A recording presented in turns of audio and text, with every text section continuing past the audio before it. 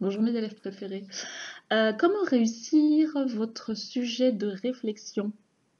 D'accord? Alors c'est sur les premières minutes que ça se joue. Après quand vous rédigez, ça va tout seul.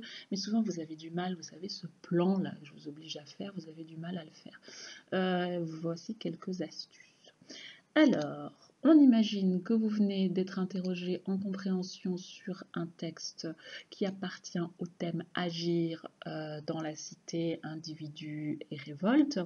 Imaginons que par exemple vous venez de traiter un extrait d'Antigone d'Anouilh et voici le sujet de réflexion qui tombe. Utilise-t-on toujours la force pour atteindre son but? Première étape. Vous soulignez, vous écrivez, vous annotez de tous les côtés tous les synonymes, tout ce qui vous passe par la tête. Et cette feuille, vous ne l'oubliez pas une fois que vous rédigez, vous irez chercher tous les mots. D'accord? Cette feuille, si vous l'oubliez, vous partez hors sujet. Hein, si en revanche vous la gardez toujours à côté de vous ensuite, vous prenez tous ces mots-là et vous êtes sûr de rester dans le cadre. Utilise-t-on toujours la force pour atteindre son but? Utilise, emploie-t-on, agit-on, on. Et bien en fait, qui? Je peux faire une liste. Hein. Telle personne utilise-t-elle la force? Telle autre personne utilise-t-elle la force? Telle autre. Donc je vais avoir toute une série de personnes ou de personnages, et puis vous allez les prendre extrêmement différents les uns des autres. Ils auront toujours à chaque fois un but très très différent. Comme ça, on aura des exemples vraiment riches. Utilise-t-on toujours la force pour atteindre son but? Utiliser la force, la violence, l'agression, la révolte, la force physique, l'oppression psychologique, la force des mots pour atteindre son but, atteindre son objectif, arriver jusqu'à la vie qu'on voulait avoir, donc atteindre peut-être aussi son idéal. Pour défendre des valeurs, pour que ce monde soit droit de l'homme, hein, toujours, hein, droit de l'homme, pour que ce monde soit plus égal, soit plus fraternel, soit plus juste. D'accord? Ça marche très bien. Droit de l'homme en sujet de réflexion. Pour que ce monde soit plus juste, et puis en fait, tout simplement, personnellement, eh bien, je me bats toujours pour être plus heureuse. D'accord? Donc c'est toujours cette idée de bonheur. Alors, utilise-t-on toujours la force pour atteindre son but? Ça, c'était la recherche d'idées. Maintenant, je me demande si le plan est facile. En général, au brevet, il l'est. Deuxièmement. Utilise-t-on toujours la force pour atteindre son but? Alors là, comme j'ai cherché plein de mots, du coup, je ne comprends plus rien. Généralement, c'est ça qui se passe. Et c'est là que vous partez sur de mauvais rails. D'accord? Ce moment-là, moi, je vous conseille une petite astuce qui marche bien. Vous transposez ce sujet très philosophique, d'accord, en situation de la vie quotidienne, en un truc extrêmement basique. Utilise-t-on toujours la force pour atteindre son but? Est-ce que quand un enfant veut des bonbons, il utilise la force pour avoir ce qu'il veut?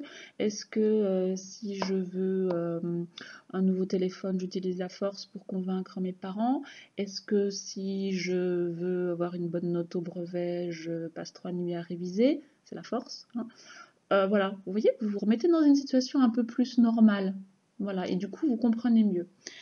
Et vous demandez ce que vous répondriez. Est-ce que j'utilise toujours la force pour avoir ce que je veux dans la vie?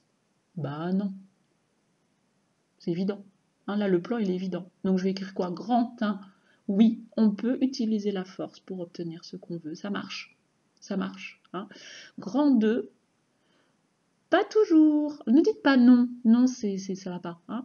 On peut parfois grand 1 et puis grand 2, ça s'appelle une nuance, mais on peut aussi, d'accord, on peut aussi utiliser autre chose que la force pour atteindre son but. Alors vous pouvez écrire ça, autre chose que la force, mais vous le barrez parce qu'il ne faut pas juste nier la thèse dans l'antithèse, il faut aussi trouver le mot.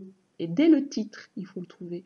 Donc vous vous dites, on utilise aussi, vous mettez des points de suspension, pour atteindre son but. Alors grand 1, on utilise la force, grand 2, on utilise autre chose que la force. Alors on utilise quoi? La faiblesse. Ça fait bizarre un peu la faiblesse, la douceur peut-être. On utilise la douceur pour atteindre ce que l'on veut. On utilise l'hypocrisie pour atteindre ce qu'on veut. Vous faites une petite liste et ça y est, vous avez déjà un plan extraordinaire là du coup. On utilise la patience pour obtenir ce qu'on veut. On s'adapte pour obtenir ce qu'on veut. On utilise l'humour, on fait rire pour obtenir ce qu'on veut. Voilà, hein, vous faites une liste. Grand 2, c'est fait, le plan, il est bon, il ne bouge plus. Vous êtes maintenant à la recherche de vos arguments et de vos exemples dans ce fameux tableau dont il faut remplir toutes les cases pour vérifier que vous avez autant d'exemples que d'arguments. Alors là, troisième étape, pensez bien, les cactus, ça pique. À chaque fois que je m'installe, je me pique. Voilà. Pensez bien aux différents domaines. Alors, je trouve que le domaine le plus simple, au final, pour traiter tous ces sujets de réflexion, c'est l'histoire. L'histoire, votre programme de troisième, vous le connaissez parfaitement. Quatrième, cinquième, sixième, je suis sûre que vous vous en souvenez très bien. Utilise-t-on toujours la force pour atteindre son but? Vous prenez un régime, vous prenez une personne, voilà, vous prenez, je sais pas, prenez n'importe quoi, regardez. Est-ce qu'un ouvrier sous la révolution industrielle utilise la force afin d'être mieux payé? Oui, il l'a fait. D'accord? Là, vous vous rappelez de quelque chose. Et puis, la force en histoire, vous allez tout de suite penser à dictature, tyrannie, régime autoritaire. Oui, on fait payer des impôts aux tiers états par la force. D'accord? Ça marche super bien, l'histoire. Quand vous avez au moins un exemple d'histoire, vous pouvez passer à l'actualité. Alors là, par contre, peu de politique. D'accord? La politique qui a déjà été étudiée par les historiens, on arrive à dire ce qui était bien pour la civilisation et ce qui était néfaste. Aujourd'hui, on n'a pas assez de recul et puis en plus, l'école, c'est un lieu de neutralité. D'accord? Donc, vous ne parlez pas des hommes politiques actuels dans votre sujet de réflexion. Mais vous trouvez autre chose, vous prenez d'autres personnes qui marquent le monde. Alors, ce qui marche dans presque tous les sujets, c'est Greta. Est-ce que Greta utilise la force pour nous faire prendre conscience de l'urgence d'une écologie? Oui ou non? Les deux en fait. Hein, là, ça marche très bien. Puis vous êtes la génération qui peut en parler. Donc, ne vous privez pas. Ça, c'était pour l'actualité. Ensuite, comme c'est quand même un sujet de français, vous allez essayer de partir d'un auteur. Alors, le mieux, c'est quand même de prendre le texte auquel vous venez de consacrer un petit moment et vous dites, est-ce que Antigone utilise la force pour atteindre son but? Alors déjà, elle ne va pas l'atteindre. Hein. Et puis oui, elle utilise même, c'est pas de la force, c'est de l'obstination, c'est de l'entêtement. D'accord? Donc là, ça marche très bien pour dire que la force, elle peut être utilisée, mais sans succès. D'accord? Vous pouvez prendre l'auteur aussi.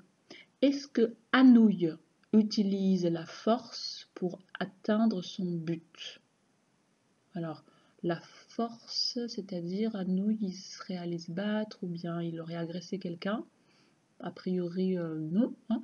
Mais quel est son but? Son but, c'est de dénoncer la collaboration sous le régime de Vichy.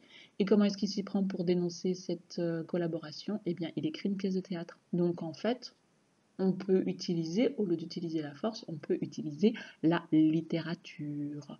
Une littérature qui est un petit peu métaphorique, on ne dit pas directement la résistance, on ne dit pas directement les collabos, on utilise pour ça des personnages de l'Antiquité. Vous pouvez prendre n'importe quel auteur ou n'importe quel personnage que nous avons vu. Regardez, on va essayer avec Rimbaud. Rimbaud, vous vous souvenez de son poème « Je m'en allais, les mains dans mes poches crevées ». Non pas le tout aussi devenait idéal. Est-ce que Rimbaud utilise la force pour atteindre son but? Son but, c'est quoi? Son but, c'est d'être libre. Son but, c'est de fuguer, de partir, de quitter sa mère. Est-ce qu'il atteint son but? Est-ce qu'il arrive à s'échapper par la force? Est-ce qu'il se débarrasse de sa mère? Non, en fait. Il fugue par lui-même et puis surtout, qu'est-ce qui lui permet de s'évader le mieux? bah, c'est d'écrire des poèmes. D'accord? Donc, eh bien, l'art, l'imagination permet aussi d'atteindre un but plus personnel à ce moment-là, mais ça marcherait très bien.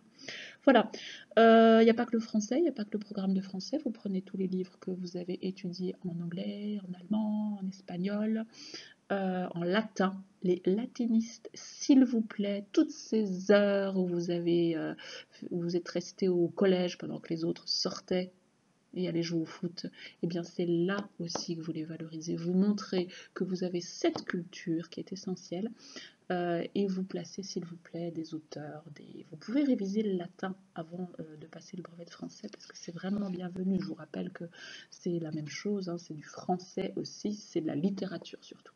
Placez s'il vous plaît vos connaissances antiques. Alors ensuite vous distribuez.